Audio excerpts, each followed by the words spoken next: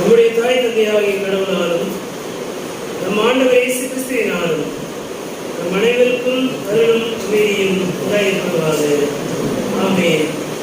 கண்களை மூடி ஆண்டவரை நோக்கி வேண்டிக் கொள்வோம். அனைத்து துதிகளுக்கும் தோத்திரங்கள் பாத்திராக இருக்கிற எங்கள் அன்பின் கடவுளே, தாயும் தந்தையுமானவர்களே, இந்த அருமையான வாரத்தின் முதல் நாள் காலை வேளையிலே உங்களுடைய திருமணமே வந்து உங்களை தோழ்ந்து கொள்ளும்படியாக ஆண்டவர் எங்களுக்கு அருளின நல்ல ஈவுகளுக்காக நன்றி செலுத்துகிறோம்.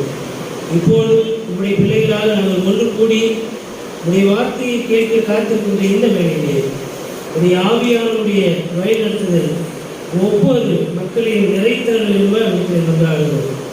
கேட்கின்ற எங்கள் ஒவ்வொருவரையும் உங்களுடைய அளவற்ற இரக்கத்திற்குள்ளாக பராமரிப்புக்குள்ளாக வைத்து காத்துக் கொள்கிறார்கள். நீர் பேசும், நாங்கள் கேட்கிறோம். இயேசு என்ற திருப்பெயரை முன்னிட்டு வேண்டுதல் செய்கிறோம் எங்கள் அன்பு நிறைந்த நல்ல கடவுளே. ஆமென். கிறிஸ்துவ திருநாளுக்கு பின்வரும் 7ஆம் ஞாயிறு என்று சொல்லப்படுகின்ற இந்த நாளிலே படித்து சிந்திக்கும்படியாக நம்முடைய திருச்சபையினுடைய முன்னோர்களால் முன்குறிக்கப்பட்டுள்ள நற்செய்தி பகுதி தூய மார்க்கு என்பவருடைய நற்செய்தி நூல் 8ஆம் பிரிவு திருவசனங்கள் 1 தொடங்கி 9 வரை அடங்கிய பகுதியை படிக்க அனைவரும் எழுந்திருந்து கவனமாய் கேட்போம். அந்நாட்களில் மீண்டும் பெரும் திரளான மக்கள் கூடியிருந்தார்கள். உண்பதற்கு அவர்களிடம் ஒன்றும் இல்லை. இயேசு தம் சீடரை வரவழைத்து அவர்களிடம், நான் இம்மக்கள் கூட்டத்தின் மீது பரிவு கொள்கிறேன். ஏற்கனவே 3 நாட்களாக இவர்கள் என்னுடன் இருக்கிறார்கள். உண்பதற்கும் இவர்களிடம் எதுவும் இல்லை. நான் இவர்களை பட்டினியாக வீட்டிற்கு அனுப்பிவிட்டால் வழியில் தளர்ச்சி அடைவார்கள். இவர்களும் சிலர் நெடும் தொலைவிலிருந்து வந்துள்ளனர் என்று கூறினார்.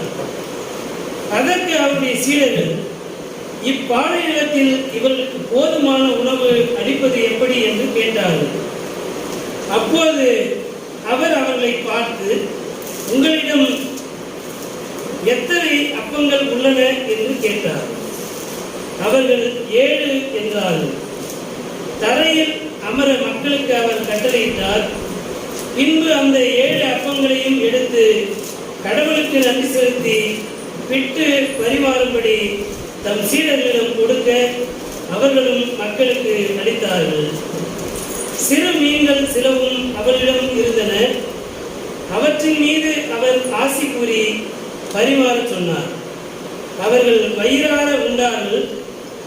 மீதியாய் இருந்த துண்டுகளை 7 கூடைகள் நிறைய எடுத்தார்கள். அங்கு இருந்தவர்கள் ஏறக்குறைய 4000 பேர். பின்பு அவர் அவர்களை அனுப்பிவிட்டார்.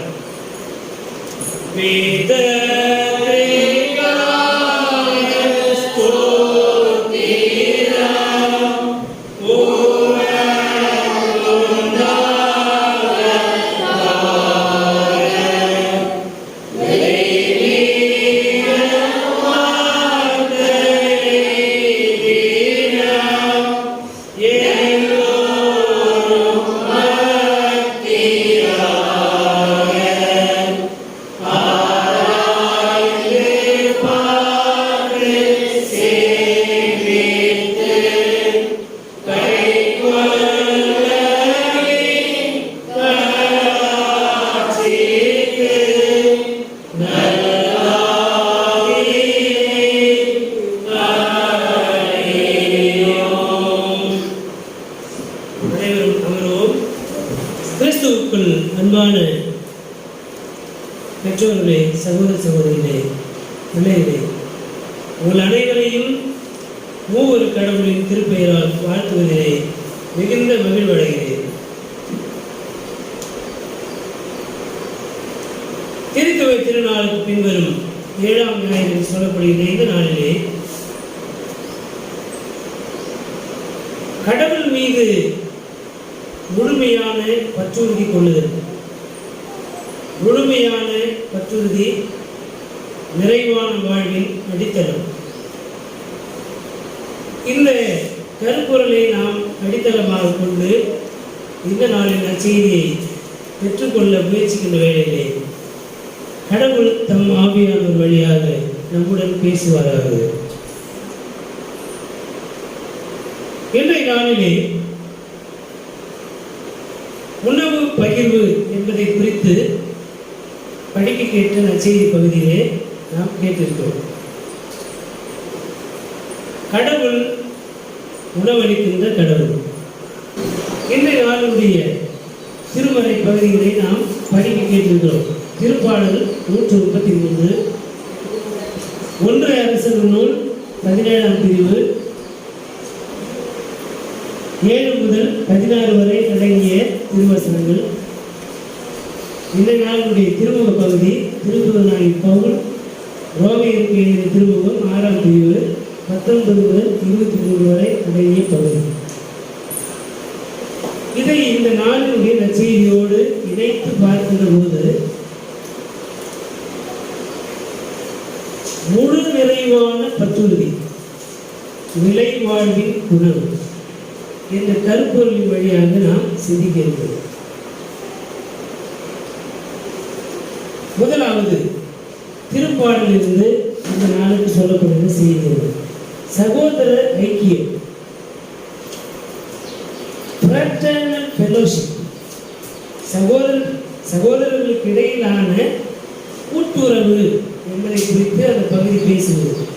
இது தாவீது அரசரால் பாடப்பட்ட பாடல் என்று சொல்லப்படுகிறது. எசேக்கியா அரசருடைய காலத்திலே நாடு மிகவும் சிதைவுற்று இருந்தது. மக்களிடத்திலே நல்லிணக்கம் கிடையாது, உறவு சரியாக கிடையாது. 12 கோத்திரங்கள் குலங்களுக்கு இடையிலே சகோதர இணக்கம் என்பது கிடையாது. தனக்கு அடுத்திருக்கின்ற அடுத்த சகோதரனுடைய குடும்பத்தை குறித்து அவரை குறித்த கரிசனை கிடையாது. இப்படி சகோதர கரிசனையற்றவர்களாய் உள்நாட்டிற்குள்ளாக இருக்கின்ற நிலை. அதை கடந்து இஸ்ரேலுக்கும் யூதர்களுக்கும் இடையிலே ஒரு பிரச்சனை. அவர்கள் இஸ்ரேல் அடிக்கப்படுகின்ற போது யூதர்கள் வேடிக்கை பார்த்தார்கள், யூதர்கள் அடிக்கப்படுகின்ற போது இஸ்ரேலர்கள் வேடிக்கை பார்த்தார்கள். இது ஒரு விதமான சகோதர உறவிலே உண்மை இல்லாது இருக்கின்ற நிலை. அதை கடந்து இன்னொரு நிலையை பார்க்கின்ற போது இஸ்ரேல் மக்கள் ஒடுக்கப்படுகின்ற போது ஏதோமியன் என்று சொல்லப்படுகின்ற ஏசாவின் வழிமரபினர் வேடிக்கை பார்க்கின்றவர்களாகவும் காட்டிக் கொடுக்கின்றவர்களாகவும் இருந்தார்கள். எதிரிகளோடு கைகோர்த்து கொண்டு தங்கள் சொந்த சகோதரர்களை கொலை செய்கின்றவர்களாய் இந்த ஏதோமியர் இருந்தார். இப்படிப்பட்ட ஒரு காலத்தில்தான் இந்த 133ஆம் திருப்பாடல் அனைவரையும் கூட்டி சேர்க்கின்ற எண்ணத்தோடு அது எழுதப்பட்டிருக்கிறது. சகோதரர் ஒருமித்து வாசம் பண்ணுகிறது எத்தனை நலமும் இன்பமானது. அதற்கு உள்ளாக கூடுதலாக நாம் கடந்து அதனுடைய ஆழ்ந்த கருத்தை கவனிக்கின்ற போது அது ஆசாரியர்களிடத்திலே இருக்கின்ற ஒற்றுமை குறைவை குறித்து பேசுகிறது. ஆசாரியர்களுக்குள்ளாக நீ பெரியவனா நான் பெரியவனா, நீ சபையில் அதுதான் பிரச்சனை. கயிறுவார்களுக்கு ஊழிய செய்யறதுல போட்டி கிடையாது, பதவிக்கு வரணும், கயிறு வேலையை செய்யக்கூடாது, அதிகாரம் பண்ணணும், மக்கள் மீது அதிகாரம் செலுத்தணும். எனக்கு நான் போகணும், ஒருத்தர் போகணும், வாங்கினா வரணும், எனக்கு எப்பவுமே 4 அடிமைகளை வச்சிருக்கணும் என்கிற மனநிலை போதத்தை இருக்குது. அப்படிப்பட்ட நிலையிலே ஆசாரியர்களுக்குள்ளே நல்லிணக்கம் என்பது இல்லை. அவர்கள் தான் சபைக்கு முன்மாதிரி, இறை மக்களுக்கான முன்மாதிரி யாரு? ஆசாரியர்கள். எல்லாம் மேலும் மேலும் பதவிக்கு போகணும், பணம் சம்பாதிக்கணும், சுகமாக வாழணும் என்கின்ற எண்ணம் உடையவர்களாக இருந்தார்கள் தவிர இறை மக்களுக்குள்ளாக தங்களுடைய சொந்த சகோதரர்களுக்குள்ளாக உறவிலே பிணக்கு ஏற்பட்டிருக்கிறது, முரண்பாடுகள் அதிகமாகிறது, விரோதங்கள் ஏற்படுகிறது, குரோதங்கள் ஏற்படுகிறது, பகைமை எண்ணங்கள், பழிவாங்குதலின் சிந்தனைகள் சகோதரத்திலே அதிகமாகின்ற போது அவர்களை நெறிப்படுத்த வேண்டிய ஆசாரியர்கள் ஒற்றுமையாக இல்லை. யூத மரபிலே ஒவ்வொரு ஆண் மகனும் 3 முறை எருசலேமுக்கு வர வேண்டும்.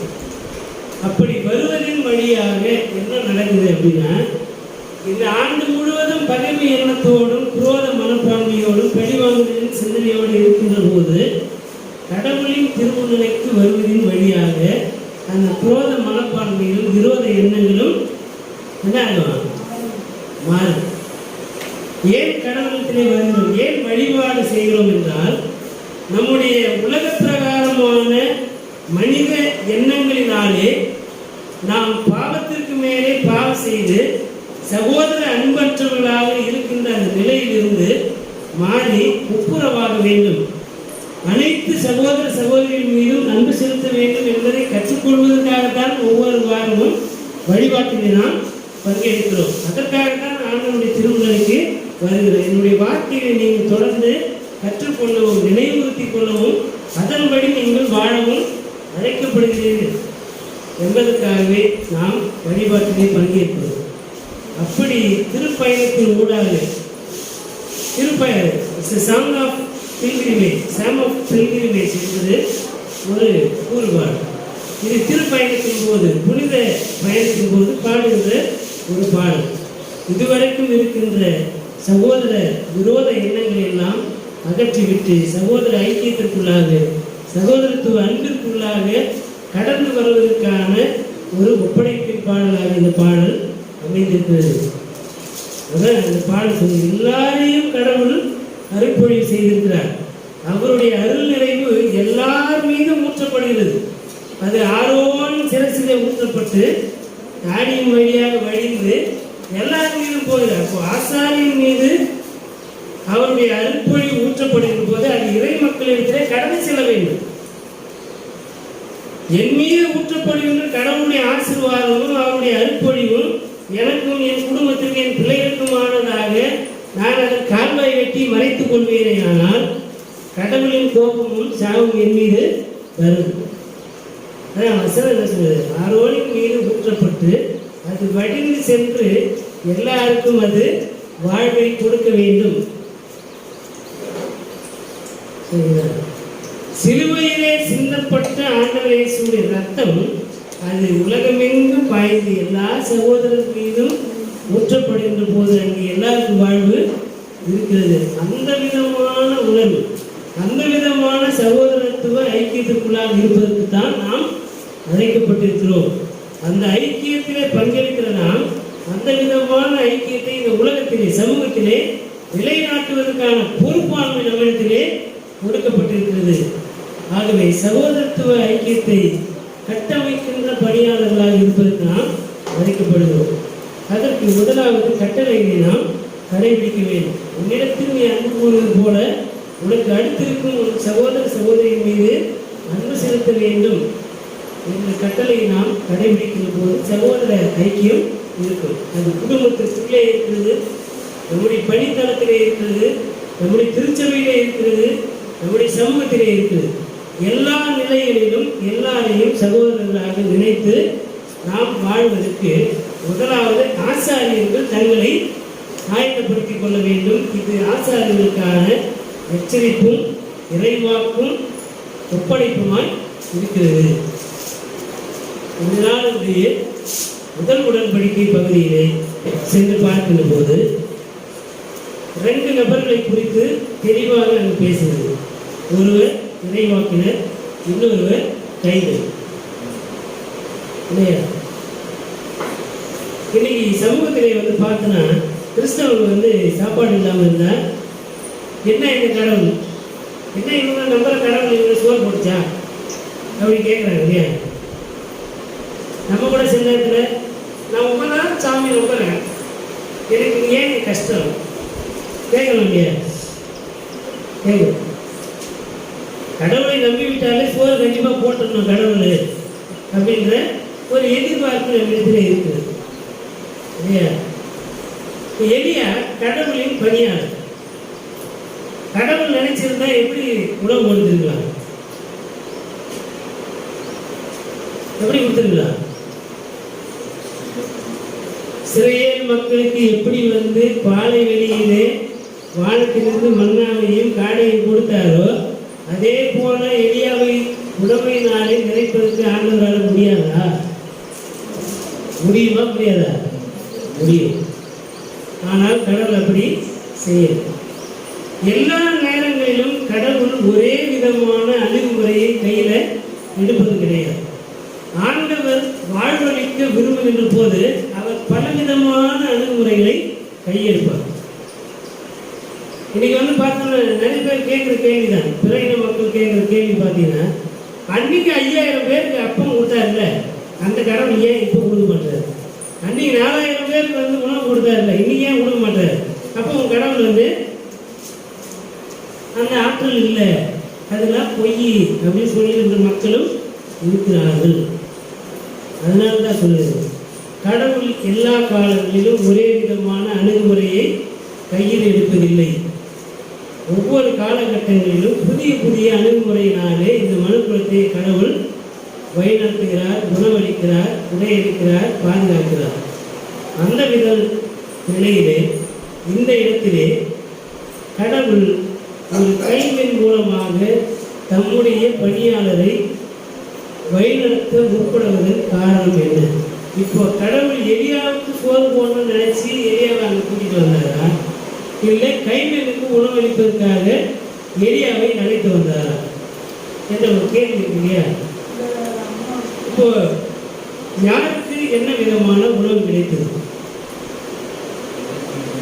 என்று பார்க்கிற போது முதலாவது 2 விதமான உணவு அங்கே இருக்குது.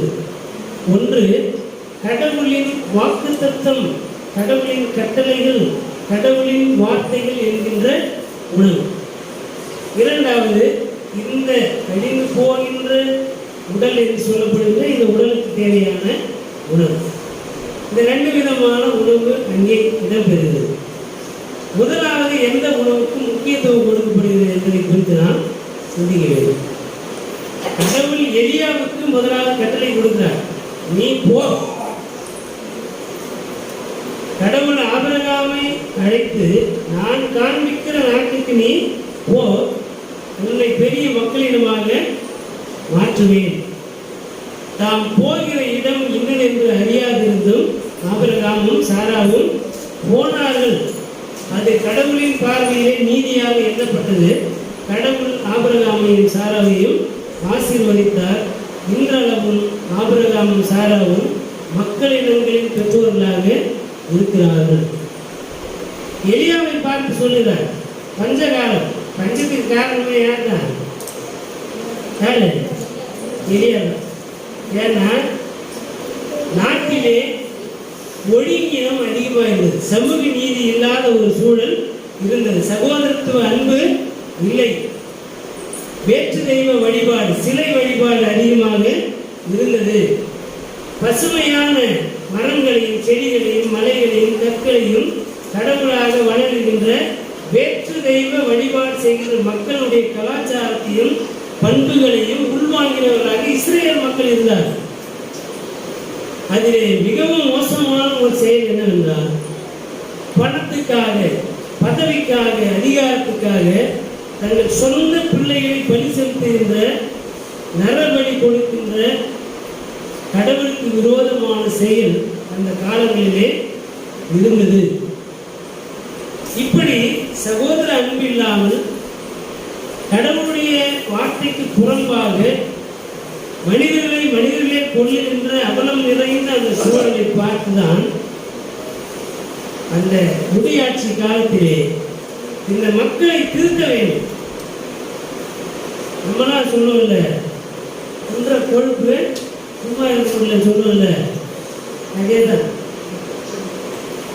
அளவுக்கு அதிகமான செல்வம், சுகபோகமான வாழ்வு இருப்பதினாலே முதலாவது கடவுளை மறந்தார்கள், இரண்டாவது சகோதர அன்பிலே வீழ்ந்து போனவர்களாய் இருந்தார், பிள்ளைகளை கொலை செய்தார், வேற்று தெய்வத்தை வழிபட்டார். இப்படிப்பட்ட அவலம் நிறைந்த சமூகத்தை மாற்றி அமைப்பதற்கு கடவுள் பொதுவாக 3 அணுகுமுறைகளை பயன்படுத்தினார்.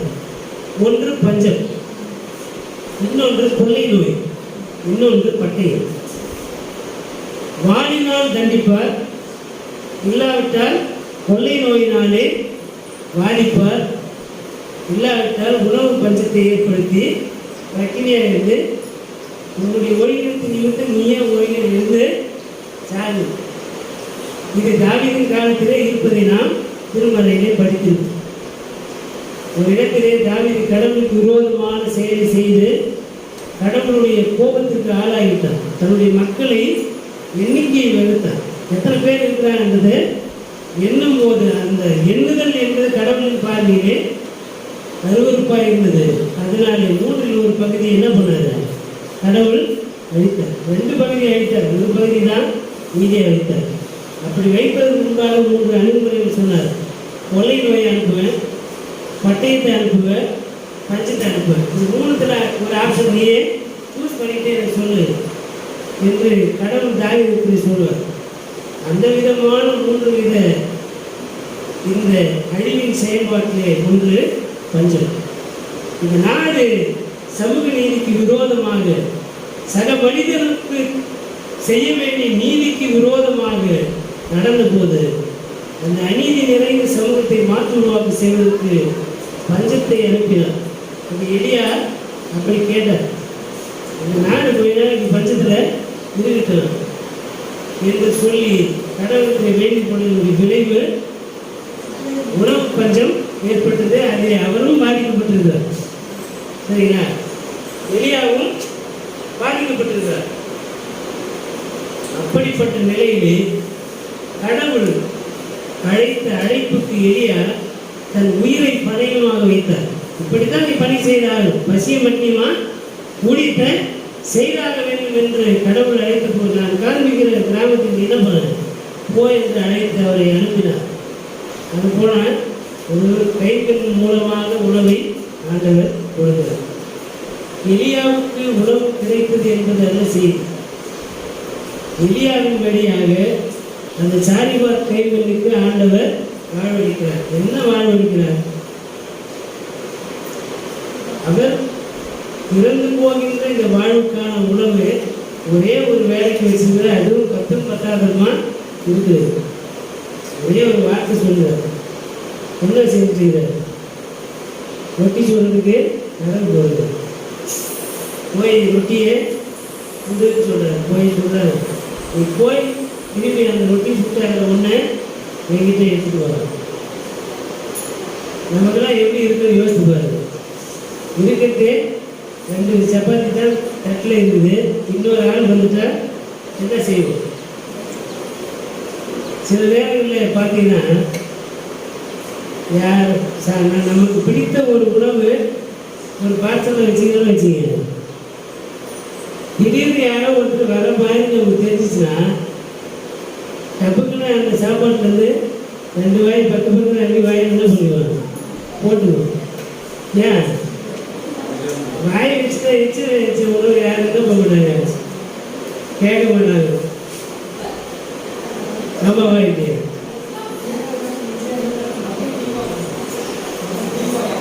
டக்குன்னு 2 வாய் எடுத்து வச்சு அப்படி ஜூஸ் குடிக்கிறான்.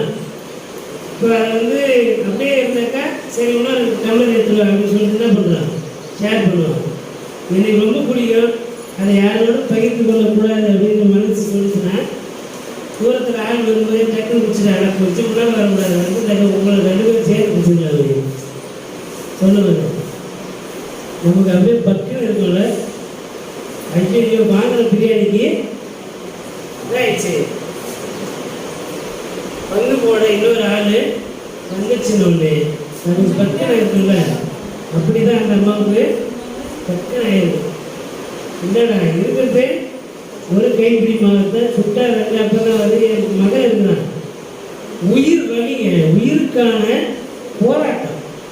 அந்த உயிருக்கான போராட்டத்தின் கூட எலியா சொல்லுகிறார், நீ போய் அப்பத்தை சுட்டு அதில் 1 எனக்கு எடுத்துட்டு வா. அவர் சொன்னபடியே போய் செய்தார். வசனம் படிக்கும்போது பார்த்தீங்கன்னா 2 வாக்குத்தத்தம் இருக்குது. எலியாவுக்கு கொடுக்குற வாக்குத்தத்தம் என்னன்னா, நீ போ, அங்கே நான் உனக்கு உணவு கொடுப்பேன். உனக்காக உணவு கொடுக்கும்படிக்கு ஒரு கைம்பெண் நான் என்ன பண்ணிக்கிறேன்? ஆயத்தப்படுத்தி இருக்கிறேன்.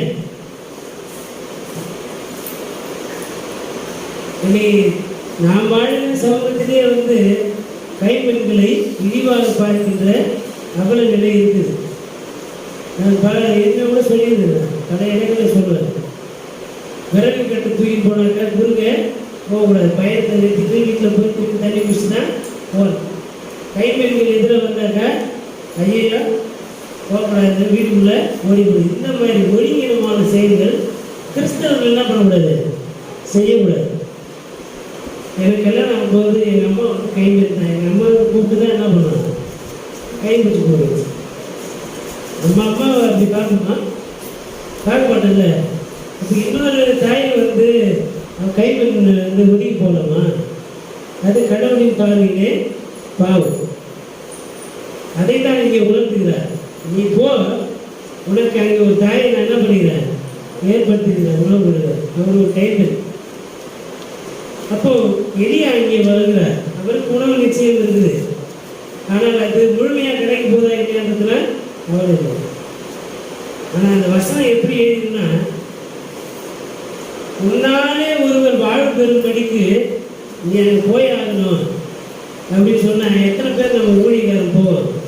நீ போ, அங்கே போனால் 1000 ரூபாய் காணி கிடைக்குன்னா அதிகமாக போகிறதுக்கு வண்டி போட்டுன்னு போகிறதுக்கு தயாராக இருக்கும். நீ போ, அங்கே ஒருத்தர் சாப்பாடு இல்லாமல் இருக்கிறாங்க, போகும்போது ஒரு கிலோ அரிசி வாங்கிட்டு போன ஐயருக்கு சொன்னால் சாமி என்ன பண்ணுவார், ஐயரை குளிர்ந்து என்ன மழை பெய்யுது காட்டடியுது என்று சொல்லி என்ன பண்ணுவான், கொடுக்க மனம் இல்லாததுனாலே அந்த வீட்டுக்கு போகாமலே இருப்போம். ஆனால் எலியா அங்கே போனார். எல்லாமே செய்தி அதுக்குள்ளாக இருக்கின்ற மறைபொருள்கள். இப்போ அந்த அம்மாட்ட பேசணுன்னே அந்த அம்மா எலியாவின் வார்த்தைக்கு கீழ்ப்படிந்து முதல்ல ஒரு கேள்வி கேட்கிறாரு. கேள்வி கேட்கறதுனால விசுவாச குறைவுள்ளவர்கள், தத்துவத்தை குறைவுள்ளவர்கள், கடவுள் கீழ்ப்படியாதவர்கள் என்று பலர் நினைக்கிறார். அதாவது பைபிள் எழுதிட்டாக்கா அது கேள்வி என்ன பண்ணக்கூடாது, கேட்கக்கூடாது. கிருஷ்ணன் சொல்லிட்டாருன்னா ஐயோ தெய்வ மனுஷன் அவர் சொல்லிட்டாருக்கா என்ன பண்ணக்கூடாது, மறுப்பேன். அதெல்லாம் கிடையாது. கிறிஸ்தவ பற்றுவது என்பது கேள்வி கேட்டு அதை சரியாய் புரிந்து கொண்டு அதன் மீது நம்முடைய பற்றுவதியை கட்டி எழுப்ப வேண்டும். அவர்தான் உண்மையான கிறிஸ்தவர். இயேசு அப்படி செய்தார். கேள்வி கேட்காம எதையுமே ஆண்டவர் இயேசு ஏற்றுக்கொள்வது கிடையாது. லூக்கா 2ஆம் பிரிவு 41 52 எடுத்து படிச்சு பார்த்தோம்னா, இயேசு பிரதான ஆசாரி பேசுவதை கேட்டுக்கொண்டிருந்தார் என்பது செய்தி அல்ல, அவர்களை வினவினார். அவர் வினவுவதை பார்த்து எல்லாரும் வியப்படைந்தார். அதான் செய்தி. அப்போ பகுத்தறிவுடன் கூடிய ஆன்மீகத்தை நாம் கற்றுக்கொள்ள வேண்டும். கேள்வி எழுப்ப வேண்டும். ஏன், எதற்கு, எப்படி என்ற கேள்வி கேட்காமல் நீங்கள் பைபிளில் எழுதிருக்கிறது தப்பான விஷயம் கூட எழுதிருக்குது, அப்படியே ஏற்றுக்க முடியுமா? அப்படி ஏற்றுக்கொள்ளக்கூடாது. இங்கே ஒரு கேள்வி கேட்குறேன், இருக்கிறதே ஒரு கைப்பிடி மாவுதான் 2, அப்போ தான் சொல்ல முடியும். இப்போ ஒன்றை ஒன்று கொடுத்துட்டுனாக்க நான் என் பிள்ளையும் வேறு வழி இல்லை, இறந்து போக போகிறோம். நீ போய் செய், அதில் ஒன்று என்னத்தில் எடுத்துவா. அப்படி செஞ்சுனா இந்த பஞ்சகாலத்தில் மட்டும் உன்னுடைய மாவு தொட்டியில் மாவு இருக்கும், எண்ணெய் கலையத்தில் எண்ணெய் இருக்கும். நமக்கு பல நேரங்களில் எத்தனை வாக்கு தத்தங்கள் கொடுத்தாலும் அதன் மீது முழுமையான நம்பிக்கை இருக்கிறதா என்பதுதான் கேள்வி. முழுமையான நம்பிக்கை நமக்கு இருப்பது கிடையாது. ரொம்ப உன்னிப்பாக கவனிச்சோம்னா ஆபிரகாமின் விசுவாசத்தை விட இந்த சாரிபாத் கைப்பெண்களுடைய பற்றுறுதி மிகப்பெரியது. ஏன்னா கடவுள் கொடுத்த வாக்கு தத்தத்தை சுதந்திரிப்பதற்காக ஒரு குறிப்பிட்ட காலம் வரைக்கும் ஆபிரகாம் என்ன பண்ணல, காத்திருக்கவில்லை. ஆனால் சாரிபாத் அந்த வாக்கு தத்தத்தை முழுமையாக நம்பினார். இத்தனைக்கு அவர் இஸ்ரவேல் பெண் கிடையாது. சீதோன் என்கின்ற நகரத்தில் இருக்கின்ற ஒரு சாரிபாத் என்கின்ற பிற இனத்தை சார்ந்த ஒரு பெண். அவருடைய நம்பிக்கை வேறு, அவருடைய தெய்வம் வேறு. ஆனால் யெகோவா ஆண்டவருடைய இறைவாக்கினரை நம்புகிறார். அவர் வழியாக வெளிப்படுகின்ற வார்த்தையின் மீது நம்பிக்கை வைக்கிறார். சொன்னபடியே போய் அப்பத்தை ஏற்பவர்களுக்கு அவர் கொடுக்கப்பட்ட வாக்கு தத்துவம், நீ போய் செய், எண்ணெய் கலையத்தில் எண்ணெயை மாற்று செய்து தொட்டியில் மாவு என்றென்றைக்கும் இருக்கும், நீ உன் வீட்டாரும் உண்டு வாழ்வீர்கள் என்ற வாக்குறுதியை நம்பி போனார். அந்த வாக்குறுதியை கடவுள் நீதியாக எண்ணினார். அந்த பெண்ணுடைய பற்றுறுதியை கடவுள் நீதியாக எண்ணினார். அவருக்கு வாழ்வு கிடைத்தது. அங்கே இருக்கிற செய்தி என்ன? கடவுளுடைய ஊழியரை அவர் உணவினாலே நினைத்தார். ஐயோ, கடவுளுடைய மனுஷன் வந்துட்டாரு, நம்மகிட்ட வாய் திறந்து உணவு கேட்டாரு என்று முழு மனதோடு அவருக்கு உணவளித்தார். கடவுளுடைய மனிதனை உபசரிப்பது சகோதரத்துவ அன்பாக இருக்கிறது, சகோதரத்துவ பொறுப்பாண்மையாக இருக்கிறது. உணவில்லாதவருக்கு ஒரு உணவை பகிர்ந்து கொடுப்பதற்கோ எனக்கு உகந்த உண்மையான உபவாசம். இங்கே மத்தேயு 10ஆம் அதிகாரம் 41-42 வசனத்தில் படித்து பார்த்தோம்னா ஆண்டவரை சொல்லுவார், நீங்கள் போங்க, கிராமத்துக்கு போங்க, வழிக்கு உணவு எடுத்துட்டு போவாதீங்க, தண்ணி கூட என்ன பண்ணாதீங்க, எடுத்துட்டு போவாதீங்க. நீங்கள் போகிற இடத்துல மக்கள் என்ன கொடுக்குறாங்களோ அதை சாப்பிடுங்க சொல்லி அனுப்புகின்ற போது மக்களுக்கு அவர் சொல்லுகின்ற வார்த்தை, என் நிமித்தம் என் பொருட்டு இறைவாக்கினரை ஏற்றுக்கொள்கிறவர் அதற்குண்டான பலனை அடையாமல் போவதில்லை. அந்த விதமான ஆசீர்வாதத்தை இந்த சாரிபாக்கன் பெற்றுக்கொண்டார். சகோதர அன்பு பகிர்விலே இருக்கிறது. இதுதான் உடைய திருமுக பகுதிக்குள்ளாக வருகின்ற போது, என் உடலாலே எனக்கு அடுத்திருக்கின்ற என் சகோதர சகோதரிகளுக்கு என்ன விதமான தீங்கு செய்கிறேன். சென்ற வாரத்தில் பார்த்தோம், ஒப்புரவாகுதல். திருமுழுக்கின் வழியாக நாம் ஆண்டவரோடு கூட ஒப்புரவாகிறோம். நான் செய்கின்ற ஒவ்வொரு பாவத்தினாலும் கிறிஸ்து சிலுவையிலே அறையப்படுகிறார். கிறிஸ்து மீண்டும் மீண்டும் சிலுவையில் அறையப்படாதிருக்க நாம் நம்முடைய பாவங்களை விட்டொழித்து மனம் திரும்பினவர்களாக ஒழுக்கம் உள்ளவர்களாக இருக்க வேண்டும். என்னுடைய உடலாலே என்னுடைய உறுப்புகளாலே எனக்கு அடுத்திருக்கின்ற சகோதர சகோதரிக்கு தீமை செய்கிறேனா? போய் சொல்ற வாயினால் புறம் கூறுவது, மற்றவரை ஏளனமாக பேசுவது, என்னுடைய கை வலிமையாக இருக்குது என்பதனால் இன்னொருவரை அடிப்பது, துன்புறுத்துவது, கொலை செய்ய முயற்சிப்பது. ஒரு பெண் எனக்கு அடுத்திருந்தால் அவரை பலவீனமானவர் என்று சொல்லி அவருக்கு எதிராக பாலியல் தொந்தரவு கொடுப்பது. இப்படி என் உறுப்புகளாலே ஏதோ ஒரு நிலையிலே நான் பாவம் செய்கின்ற போது நான் சகோதர அன்பிலே குறைவுள்ளவராக இருக்கிறேன். அந்த விதமான என்னுடைய உடலின் அவயவங்களால் என்னுடைய உறுப்புகளால் நான் மற்றவர்களுக்கு தீங்கு செய்யாதபடிக்கு என்னுடைய உடலையும் என்னுடைய ஆன்மாவையும் நான் தூய்மையாக காத்துக் கொள்வதிலே சகோதரத்துவ அன்பு இருக்கிறது. அப்படி செய்கின்ற போது நாம் பாவத்திலிருந்து விலகி கடவுள் கிறிஸ்தியேசுவின் அருள் வழியாக அருளுகின்ற அந்த நிறைவான வாழ்வை நாம் பெற்றுக்கொள்கிறோம். நாம் ஒவ்வொரு தீங்கும் செய்கின்ற போது, நமக்கு அடுத்திருக்கின்ற மனிதனுக்கு எதிராக பாவம் செய்கின்ற போது சகோதர அன்பிலே குறைவுள்ளவராக இருக்கிறோம். நம்முடைய உடலுக்கு விரோதமாக நாம் பாவம் செய்கின்ற போது எனக்கு நானே விரோதமாக இருக்கிறேன். நான் கடவுளின் ஆலயமாய் இருப்பதினாலே, கடவுளின் ஆலயத்தை சீர்கேடு அடைய செய்வதனாலே நான் கடவுளுக்கு விரோதமாக பாவம் செய்கிறேன். பாவத்தின் சம்பளம் மரணம். அப்போ என்னுடைய உடலுக்கு எதிராக பாவம் செய்வதனாலே நான் கடவுளுக்கு விரோதமாக பாவம் செய்கிறேன். அந்த விதமான பாவம் செய்வதனாலே நான் கிறிஸ்துவுக்கு எதிரானவனாக இருக்கிறேன். Anti Christ. ஆன்டி கிறிஸ்துனா ரொம்ப மனுஷங்க நினைச்சிட்டு இருக்கிறாங்க. நாங்கள் எல்லாருமே ஆன்டி கிறிஸ்து தான், தெரியுமா? எப்பொழுதெல்லாம் நாம் ஆண்டவருடைய வார்த்தை கீழ்ப்படியாமல் போகிறோமோ அப்பொழுதெல்லாம் நாம் யாரு? ஆன்டி கிறிஸ்து. கிறிஸ்துவுக்கு எதிரானது ஆன்டி. நம்ம சொல்ற அர்த்தம் என்கிற உறவு சொல்ற ஆன்டி இல்லை. ANTI ஆன்டினா எதிரானது. ஆன்டி கிரைஸ்ட் கிறிஸ்துவுக்கு எதிரானது. நம்ம ஆன்டி கிறிஸ்து தான். ஆன்டினா சாயங்காலம் கூட சொல்லுவோம் இல்லையா? ஆன்டி கிறிஸ்துனா சாயங்காலம் கிறிஸ்துன்னு அர்த்தமா? அதான் மொழிபெயர்ப்பில் இருக்கிற பிரச்சனை. எதிர் கிறிஸ்து, கிறிஸ்துவின் சிந்தனைக்கு எதிரானது. அதனால தான் பவுல் சொல்வார், நீங்கள் எதை செய்தாலும் கிறிஸ்துவின் மனநிலை போல நீங்கள் என்ன பண்ணுங்க, செய்யுங்க. கிறிஸ்து இயேசுவில் இருந்த மனநிலையே உங்களிடம் இருக்க ஒருவருக்கு துரோகம் செய்ய நினைப்பதில்லை. அவர் நம்மை சகோதரராக நினைக்கிறார். நமக்காக அவர் தம்மை பாடுகளுக்கு ஒப்பு கொடுக்கிறார். அந்த உணர்வு எனக்கு இருக்கிறதா என்பதை சிந்தித்து பார்த்து நம்மை நாம் நெறிப்படுத்திக் கொள்வதிலே கிறிஸ்துவுக்கு சகோதரராக, கடவுளின் பிள்ளைகளாக நாம் ஒப்புரவாக உட்பட அழைக்கப்படுகிறோம். கிறிஸ்துவுடனான சகோதரத்துவ ஐக்கியம் விரைவாக இதனால் நற்செய்திகள். முதலாவது 5 அப்பம் 2 மீன் கொண்டு 5000 பேர் உணவளித்தார். இப்பொழுது 7 அப்பம் சில சிறு மீன்களை கொண்டு 4000 பேருக்கு உணவளித்தார். ரெண்டுக்குமான வேறுபாடு என்ன? நான் முதல்ல ஒரு செய்தி சொல்றேன். ஆண்டவர் ஒரு செயலை ஒரே விதமான அணுகுமுறையோடு செய்வது கிடையாது.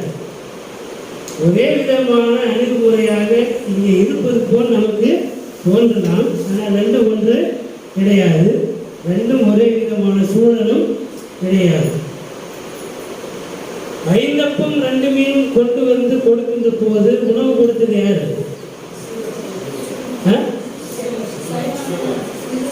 ஒரு சிறு பையன், கூட்டத்தில் இருந்த ஒரு சிறு பையன். இங்கே 4000 பேர் உணவளிப்பது யாரு? சீடர்கள் கொடுத்தார்கள். சரிங்களா? 5000 பேருக்கு உணவளிப்பது நிகழ்வு வந்து பாஸ்கா பண்டிகையின் போது நடந்த நிகழ்வு.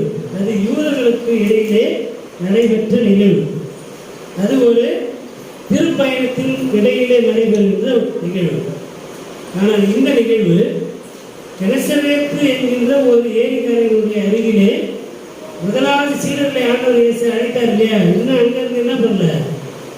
இன்னும் அங்கிருந்து எங்கேயும் போல பேதுருவை அழைத்தார் இல்லையா? அதே கரையில தான் இன்னமும் இருக்கிறார்.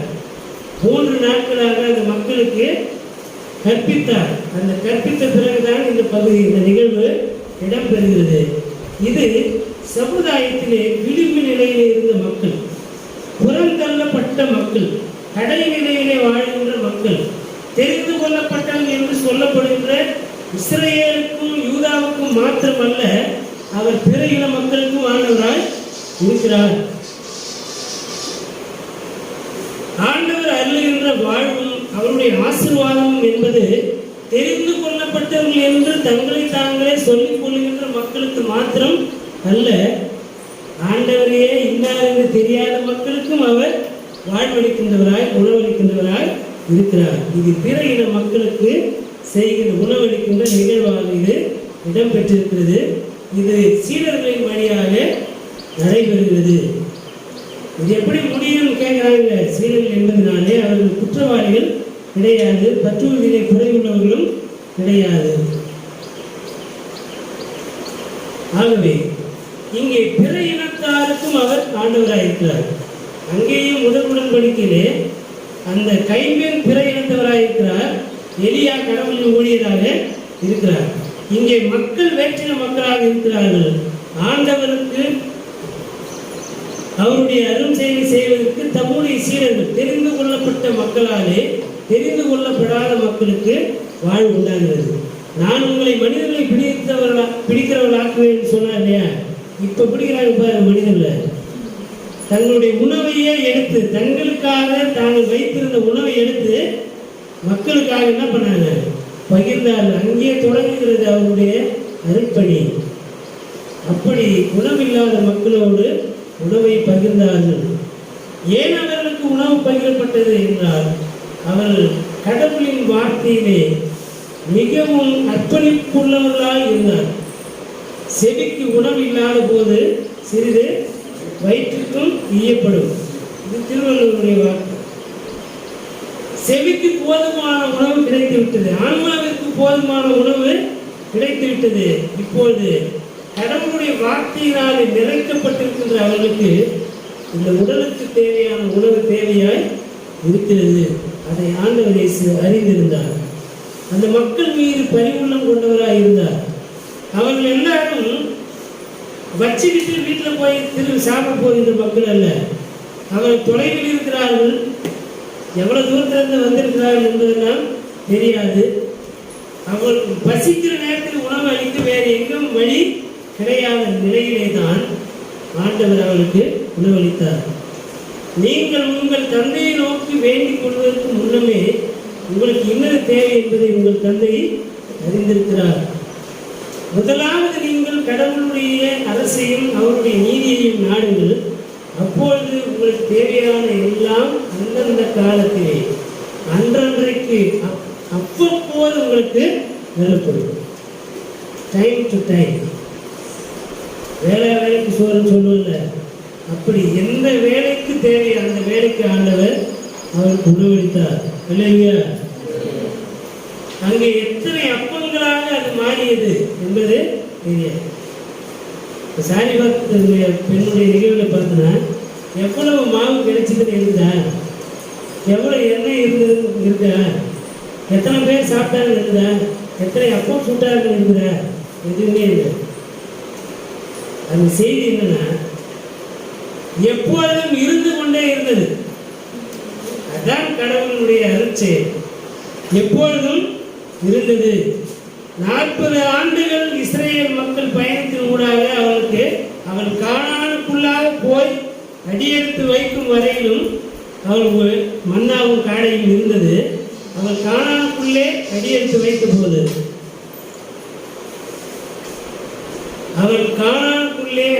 வைத்த போது மன்னா பொழிவு நின்று போனது.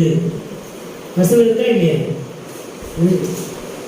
மன்னா பொழிவு அதோடு நின்று போனது. அதன் பிறகு அவர்கள் உழைத்து உண்ண தொடங்கினார்கள். இங்கே பஞ்சகாலம் தீர் மட்டும் மா குறைந்து போகவில்லை, எண்ணெய் குறைந்து போகவும் இல்லை, அவருடைய வல்லமை குறைந்து போகவில்லை, அவருடைய அற்புதங்கள் குறைந்து போகவில்லை, அவருடைய வழிநடத்துதல் குறைந்து போகவில்லை, அவருடைய அன்பு, அவருடைய இரக்கம் ஒரு நாளும் குறைந்து போவதில்லை. அல்லேலூயா. அதுதான் கடவுளினுடைய அருட்செயல். நாம் அருட்செயல் அற்புதம் என்றாலே அப்பத்தை தான் பார்க்கிறோமே தவிர அவர் நம் மீது வைத்திருக்கின்ற அன்பை நாம் என்ன பண்ண கவனிக்க தவறி போகிறோம். கண்ணுக்கு முன்னாக இருக்கின்ற அப்பத்தின் மீது தான் நம்முடைய கவனம் இருக்கிறதே தவிர கண்ணுக்கு தெரியாத அவருடைய பரிவுள்ளம்.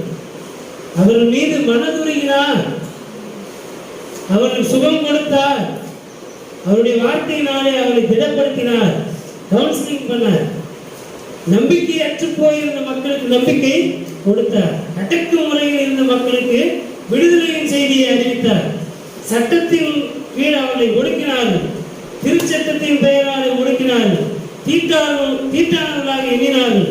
நீங்கள் எல்லாம் வேற்றின மக்கள், நீங்கள் எல்லாம் தீண்டத்தகாதவர்கள், நீங்கள் எல்லாம் தூய்மையற்றவர்கள் என்று ஒடுக்கினார்கள்.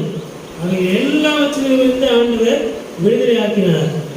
எல்லா முழு நிறைவான விடுதலை பெற்ற மக்களுக்கு ஒன்றே ஒன்று குறைவாக இருந்தது, உணவு குறைவு இருந்தது. அதையும் செய்து முடித்தார். நிறைவோடு அவர்களை வழி அனுப்பி வைத்தார். நாம் வாழ்கின்ற காலம் எல்லாம் கடவுள் நமக்கு முழு நிறைவான வாழ்வு வழங்குவதற்கு அவர் வல்லவராயிருக்கிறார். சில நேரங்களில் நமக்கு விசுவாச குறைவுகள் ஏற்படலாம். எனக்கு என்ன அற்புதமும் நடக்கலையானது, மற்றவங்களாம் என்னோட நல்லா இருக்கிறாங்களே, எனக்கே நடக்க மாட்டேங்குது. நமக்கு கண்ணு இல்லையா, காது இல்லையா, மூக்கு இல்லையா, வாய் இல்லையான்னு கேட்குற நிலைமை நம்மிடத்திலே இருக்கத்தான் செய்யுது. அது நம்ம பிரச்சனை தான். என்ன தெரியுமா, அற்புதம் நடந்தால் எனக்கு நடந்தால் தான் அது அற்புதம் நினைக்கிறோம்ல. எனக்கு நடந்தால் தான் அது அற்புதம், மற்றவர்களுக்கு நடந்தால் அது அற்புதமாக அதைனா அப்படியே அசதியாக போகுது. எல்லா நேரங்களிலும் எனக்கு மாத்திரமே கடவுள் அற்புதம் செய்யணும். எனக்கு செய்தால் தான் அவருக்கு கண் இருக்குது, எனக்கு செய்தால் தான் அவர் காது இருக்குன்னு நினைக்கிற நம்முடைய பார்வையிலே தான் தவறு இருக்குது. கடவுள் அற்புதத்தின் கடவுள் என்பதில் எந்த பிரச்சனையும் கிடையாது, எந்த மாறுதலும் கிடையாது. நமக்காக ஒரு நேரத்தை வைத்திருப்பார். அந்த நேரம் வரும்போது நமக்கு அவர் அற்புதம் செய்வார். அது வரைக்கும் இன்னொருவருக்கு அற்புதம் செய்யும் போது நாம் அதை எப்படி பார்க்கணும், அவரும் என்னுடைய சகோதரன் தானே, அவர்களும் என்னுடைய சகோதரி தானே, அவருக்கு நல்லது நடக்கட்டுமே என்று நினைத்து தொடங்குகின்ற போது இந்த சகோதரத்துவ ஐக்கியம் என்பது முழுமை அடைகிறது. நாம் மற்றவர்கள் மீது வன்கண் உடையவராய் இராத போது ஆண்டவர் நமக்கு சம்பூர்ணமான ஆண்டவராய் இருக்கிறார். அல்லேலூயா. மன நிறைவு கொள்ள வேண்டும். நிறைவாழ்வை நாம் அப்பொழுது பெற்றுக்கொள்வோம். நம்முடைய பற்றுறுதியிலே வேரூன்றின மக்களாக இருக்க வேண்டும். கடவுளின் வார்த்தையை கவனிப்பதிலும் அவைகளை நம்புவதிலும் அவைகளை நடைமுறைப்படுத்துவதிலும் நாம் உறுதியாய் பயணிப்பதற்கு இந்த நாளிலே அழைக்கப்படுகிறோம். இந்த விதமான உணர்வுகளோடும் சிந்தனைகளோடும் நம்மை நாம் ஆண்டவத்திலே ஒப்புக் கொடுப்போம். அப்பொழுது அவருடைய குறையாத வல்லமையை நாம் உணர்கிறோம். அவருடைய வல்லமை குறைந்து போகவில்லை. சொல்லுங்க, பாடு பாடு இல்லை பாடுங்க.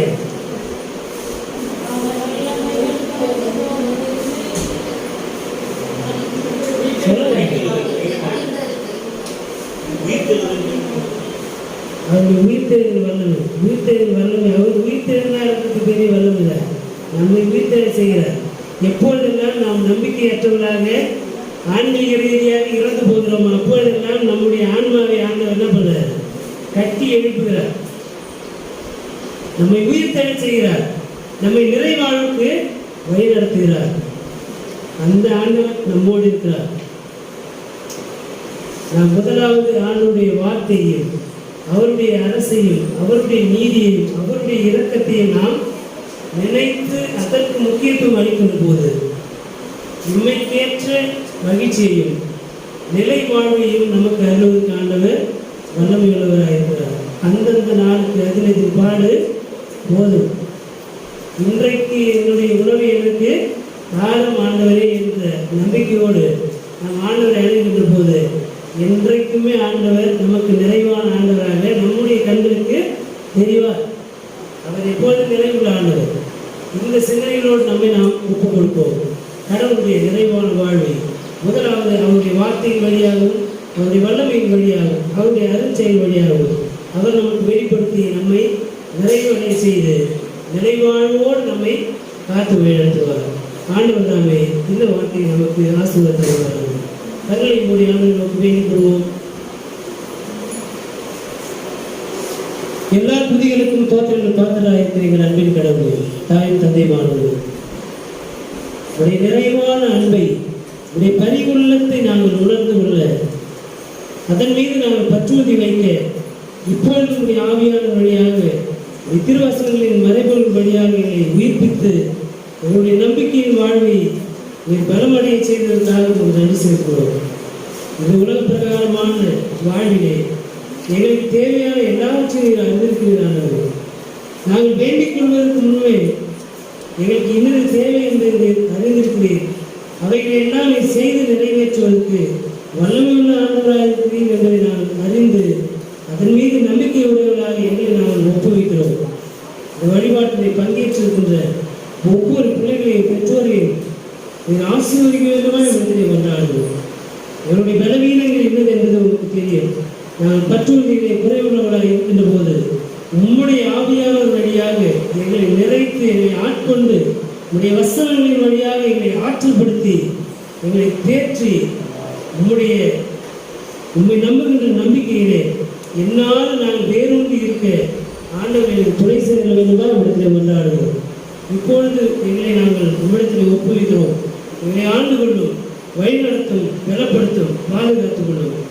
இந்த வார்த்தைகள் எங்களுடைய உள்ளத்திலே இருக்கவும் அதன் வழியாக நாங்கள் சகோதர ஐக்கியத்திலே உம்மோடு கொண்டிருக்கின்ற கூட்டுறவிலே கிறிஸ்துவனுடைய சகோதரர் என்கின்ற அந்த மனப்பான்மையோடு எப்பொழுது நாங்கள் உண்மையுள்ளவர்களாக எங்களுடைய உடலாலும் உள்ளத்தாலும் நாங்கள் மாசற்றவர்களாக இணங்கும்படிக்கு எங்களை ஆற்றுப்படுத்தி பாதுகாத்து விடுகிறார்கள்.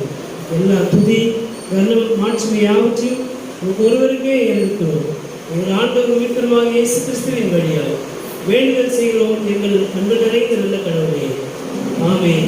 அனைத்து ஆற்றல் நிறைந்த நம்முடைய தாயின் தந்தையுமாகிய கடவுளுடைய அன்பும் நம்முடைய ஆண்டவர் மீட்பருமாக இயேசு கிறிஸ்துவின் அருளும் அமைதி தூய ஆவியானுடைய வல்லமையுள்ள பாதுகாப்பு பராமரிப்பும் மாறாத நித்திய உடன்படிக்கை உறவும் ஐக்கியம் வேண்டும். இன்றும் என்றும் எல்லா காலம் நம் அனைவரும் நீடித்து